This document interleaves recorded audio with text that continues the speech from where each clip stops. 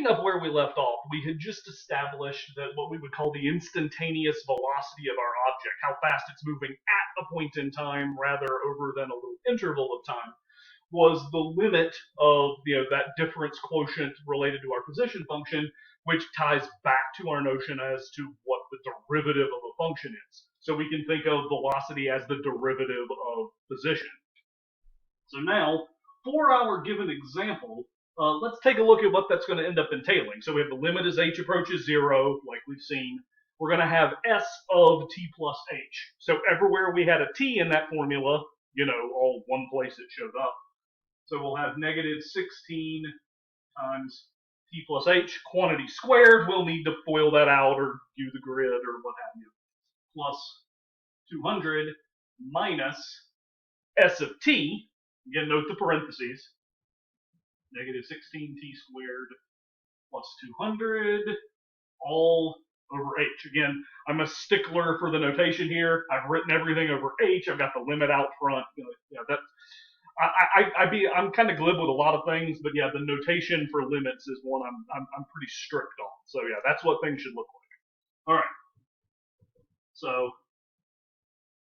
I'm going to have negative 16 t squared minus 32th minus 16h squared. Again, if you needed to FOIL that out, that's okay. I am, in the interest of trying to cut this down, because again, short on board space, I'm going to go ahead and cancel those guys, plus 200. When you distribute the negative, you have a minus 200 here, so they would go poof.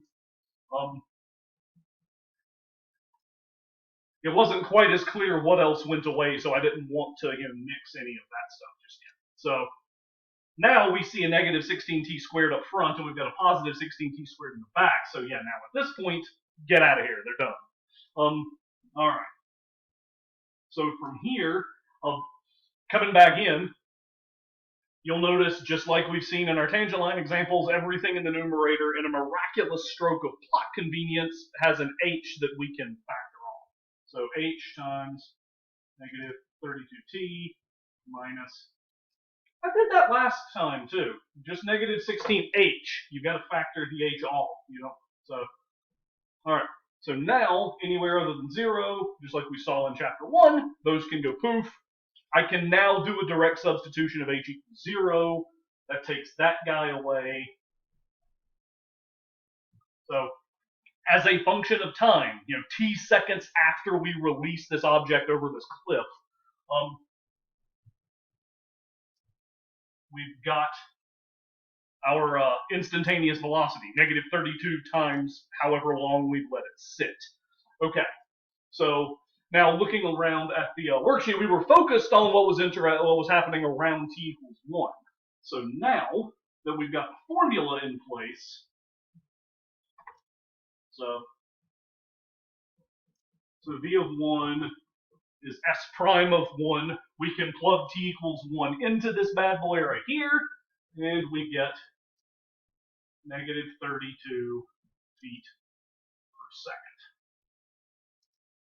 All right, so that's that. All right. Now, one other question I want to take a look at, because this is the sort of thing that ends up coming up in homework and labs and outside of math class from time to time. We ask questions about things like, how long does it take this thing to hit the ground? So, we want to know how long it takes for our object to go down. We've got a stopwatch or something. We wait for the thunk when it hits down, or you get the idea. So, now, what's really tricky is oftentimes students will just remember the last formula that they ended up coming up with, and that would have been that velocity formula, and they say, well, let's try to use that. It's not necessary here. When we hit the ground, how far is our object from the ground? It's, right next to it. So s of t would have to be 0. So now we can take our big s of t formula, set it equal to 0, and solve for t.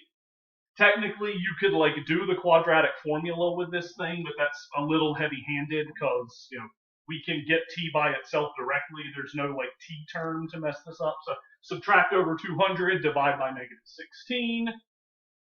So Um, Technically, we need to take a square root. You might be worried about the plus or minus, but negative time in this instance would mean before we let go of the object, and that's freaky to say that the object was on the ground before we let it go. No, that's weird. So, um, so we have 200 over 16 with a square root. Like I said, we can disregard the negative root in this instance. And when I did that, I got 3.5355. Surprise, surprise, it's not an exact decimal, so that's why the squiggly equals this time around. I kind of need them. All right. Now, the last question I'm interested in at this point is, how fast is the object moving when it hits the ground? So, now, technically, yes. Like, the split second after it hits the ground, its velocity is now 0 because it's not in motion. But at that instant, it does have a velocity. Ask anybody who's ever, had something hit them that, fell down from on high. So 3.5355. I actually, when I popped it into my calculator, I didn't round or anything. I just used this number. So I got negative 113.1371 feet per second. So that's a pretty good clip. Offhand, I don't know what that would translate to in miles per hour, but suffice to say, I don't think I would want to be standing underneath this thing, which probably doesn't surprise you if anything's had a chance to fall from 200 feet up in the air. It's had a chance to build up some momentum. Anyway, I've got another example I want to take a look at, so give me just a sec here. All right, so before we start the next example, curiosity got the better of me. That object that we dropped before, yeah, when it hit the ground, it was going about 77 miles an hour, a little bit more than that. So yeah, you really didn't want to get hit by that thing. Anyway, so if the next example I wanted to look at deals with sort of a more general formula for objects in what we would call free fall from a physical standpoint, where the only thing that's kind of acting on them is gravity pulling them toward the Earth. So there's a formula that's listed in the worksheet that's presented that's based on things like acceleration due to gravity, which again, since we're measuring things in feet, in seconds and stuff here, it would be negative 32 feet per second per second. We'll talk about acceleration in a bit. V0, which is our object's initial velocity, and then S0, which is its initial height or position, as you like to refer to it. And then we look at it in the context of an example. We've got somebody standing on a diving board that's 32 feet above a pool. So our initial height, position is 32 feet. Our initial velocity, so when our diver jumps, they jump straight up in the air and then start going down. So that initial velocity is at 16 feet per second up. And then again, we're assuming pretty much just purely vertical motion. Yeah, it's a stretch, but roll with it. So our S of t in this instance is going to end up looking like the following. So we have negative 16t squared plus 16t plus 32. So that's the position function we're working with in this example with our diver. So few questions. We'll pick up sort of where we ended the last thing. How long does it take our diver after they jump to hit water? So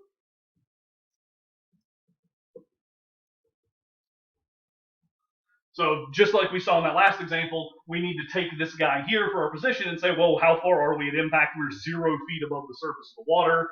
Yeah, technically, they're most likely their hands or feet or something are hitting first, but you get the idea. Just go with it.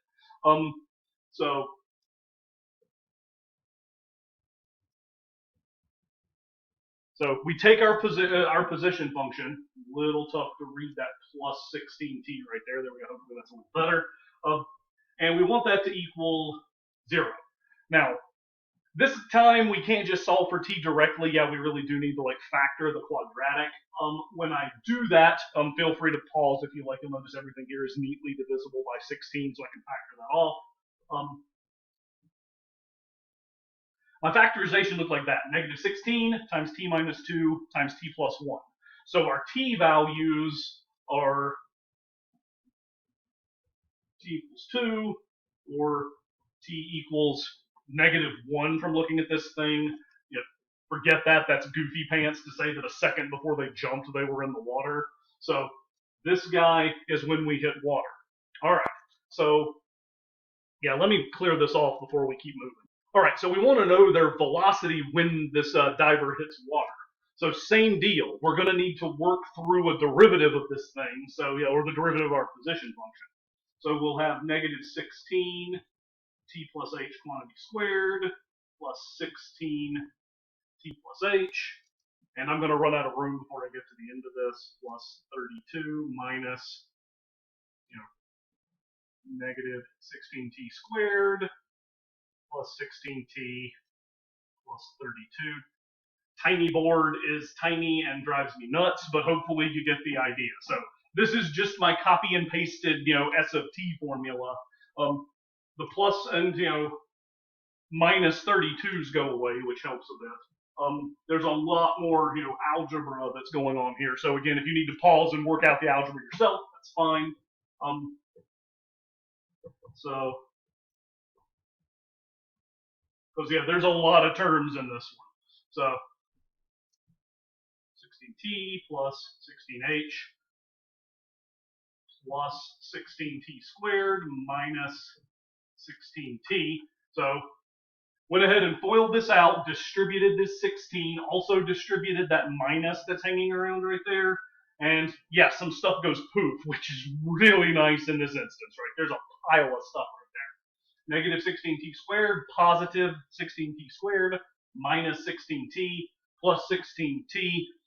I'm going to stop acting like it's surprising at this stage that every term that now remains after we cancel that stuff has an h in the numerator, or as yours has an h on it, so we can factor that off. Let's see if this time around I can actually remember to put it there. Negative, yeah, just write a 2 instead of a 3. So negative 32t minus 16h plus 16 all over h. Slashing prices, the h's go away. We can direct substitute. The h equals 0. Make sure that's clearly a 16. He goes bye-bye when we plug in h equals 0. So negative 32t plus 16. And lastly, we can plug in t equals 2. Negative 32 times 2 is negative 64 plus 16. Negative 48 feet per second. All right. So we dealt with 2 of the 4 questions I wanted to look at as far as our diver is concerned. So yeah, we'll pick back up in a separate video rather than me trying to do a frantic jam this in kind of job. So yeah, stay tuned.